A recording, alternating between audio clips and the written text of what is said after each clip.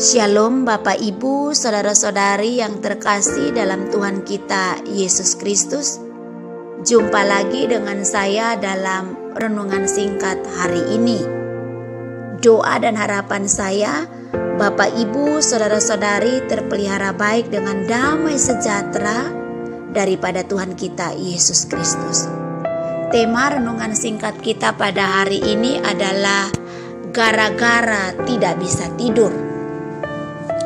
Bapak Ibu, Saudara-saudari yang terkasih dalam Kristus, setiap kita mungkin pernah mengalami susah tidur. Ada berbagai penyebab, mungkin karena banyak yang harus dikerjakan, ada banyak hal yang dipikirkan, mungkin juga mengalami sakit atau hal-hal lain yang menjadi atau penyebab kita tidak bisa tidur. Saya pun pernah beberapa kali mengalami sehingga ketika harus bangun pagi untuk beraktivitas harian jadi terganggu karena waktu tidur tidak cukup berkualitas. Bapak Ibu, Saudara-saudari yang terkasih dalam Kristus, ada sebuah kisah ribuan tahun lalu. Gara-gara kurang tidurnya, seorang raja akan menyelamatkan sebuah bangsa yang besar. Kita dapat lihat di Ester pasal yang ke-6 ayat 1 sampai ayat yang kedua dikatakan, pada malam itu juga raja tidak dapat tidur. Maka bertitalah baginda membawa kitab pencatatan sejarah. Lalu dibacakan di hadapan raja, dan di situ didapati suatu catatan tentang Mordekai yang pernah memberitahukan bahwa Bigtan dan Teres, dua orang sida-sida raja yang termasuk golongan penjaga pintu, telah berikhtiar membunuh Raja Ahasuerus. Bapak Ibu, Saudara-saudari yang terkasih dalam Kristus, Raja Ahasuerus, raja yang menguasai sebuah imperium kerajaan yang besar wilayahnya, mulai dari India sampai Ethiopia. Pada satu kali, raja mengadakan sebuah pesta besar, mengundang semua pejabat negara termasuk raja-raja wilayah jajahan. Maka otomatis rakyatnya terdiri dari banyak kebangsaan. Kita dapat lihat di Ester pasal 1. Lalu raja memamerkan semua yang dapat dibanggakan termasuk permaisurinya, Wasti. Namun sayang Wasti tidak bersedia tampil. Untuk itu raja mencari pengganti permaisuri dan terpilihlah Ester, seorang anak yatim piatu Yahudi yang dirawat oleh pamannya Mordekai. Ester menyembunyikan asal-usulnya. Satu kali Mordekai ketika sedang santai di pintu gerbang mendengar rencana jahat Bigtan dan Teres hendak membunuh sang raja. Kemudian Mordekai memberitahukan kepada Ester, dan setelah diperiksa ternyata benar. Akhirnya dua orang itu dihukum mati. Apa yang Mordekai lakukan dicatat dalam buku sejarah kerajaan di hadapan raja. Lalu lama sesudah peristiwa itu, Haman dari Agag diangkat jadi pembesar. Ia rupanya pongah dan meminta ketika lewat semua harus sujud menyembah, kepengen untuk terkenal dan kepengen untuk dipuji. Ia ingin semua orang menyembah dia. Tetapi Mordekai tidak mau. Akhirnya Haman murka alias sakit hati dan jengkel, bahkan sampai marah.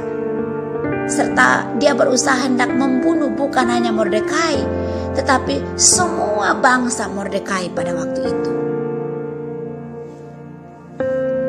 Haman merencanakan genosida. Ia mempersiapkan tiang gantungan dan mengirim surat untuk semua kepala daerah yang isinya adalah perintah genosida bangsa Yahudi.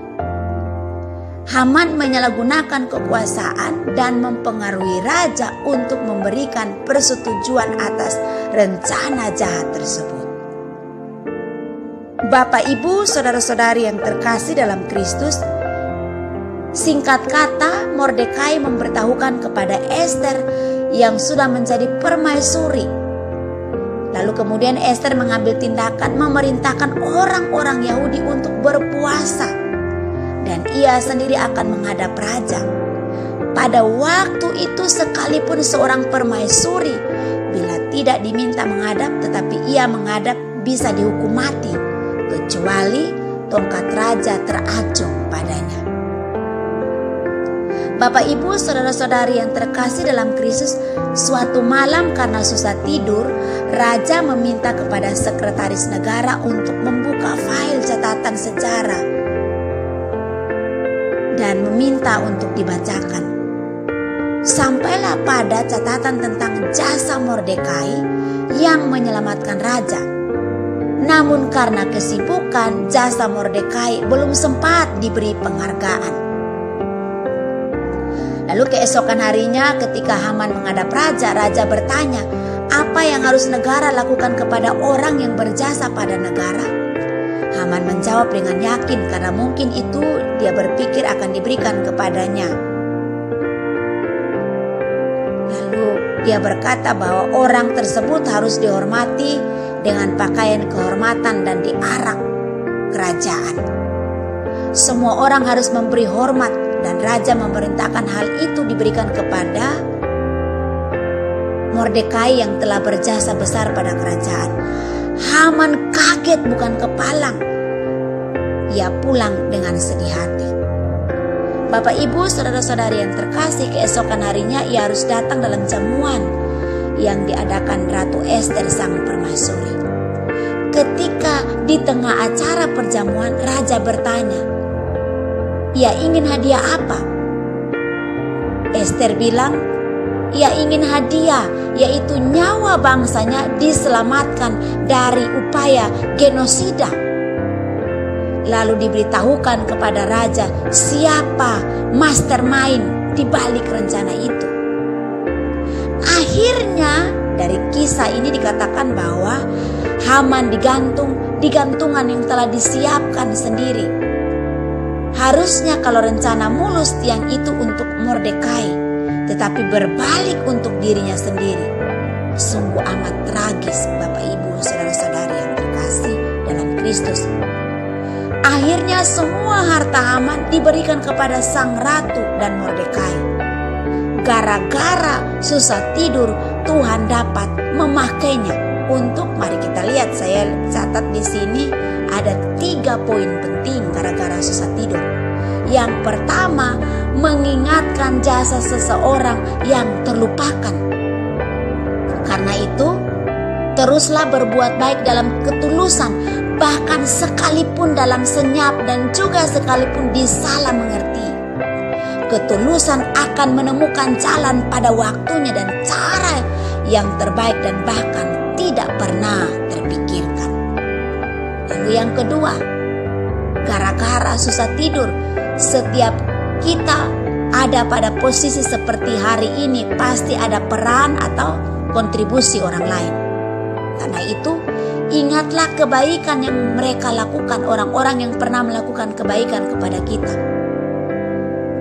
Tetaplah miliki relasi baik. Kalau mungkin keadaan terpisah, minimal doakan mereka kalau kita belum dapat membalas kebaikan mereka.